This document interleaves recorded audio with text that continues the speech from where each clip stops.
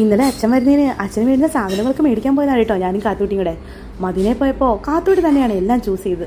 അച്ഛൻ ഇതിഷ്ടമാണ് അതിഷ്ടമാണ് എന്നൊക്കെ പറഞ്ഞിട്ട്. എന്നാലും എയർ ഫ്രയറിലൊരു ചിക്കൻ ഉണ്ടാക്കാനാണ് എൻ്റെ തീരുമാനം. കലശേരൻ ഇതുവരെ അതിൽ വെച്ച് കൊടുത്തിട്ടില്ല കേട്ടോ. അതുകൊണ്ട് പക്ഷേ ഇഷ്ടമാവുമെന്നൊന്നും എനിക്ക് ശരിക്കും അറിയില്ല. നമുക്ക് കുറച്ച് യൂസ്ഡ് ആയാൽ മാത്രമേ അതങ്ങോട്ട് ഇഷ്ടപ്പെടുള്ളൂ കേട്ടോ.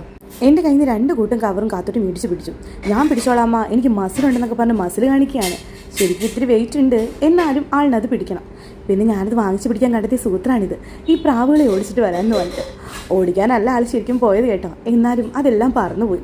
ആ പോട്ടെ. പിന്നെ പ്രാവുകളെ പറ്റിയുള്ള വിശേഷം പറച്ചിലായിരുന്നു. എന്തിനാണമ്മേ പ്രാവുകൾ ഇവിടെ വന്നിരിക്കുന്നത്, അതിന് ഫുഡ് ആരാമേ കൊടുക്കുന്നത്, അതിന് വെള്ളം ആരാമ കൊടുക്കുന്നത്, അങ്ങനെ 100 കൂട്ടം ചോദ്യങ്ങൾ.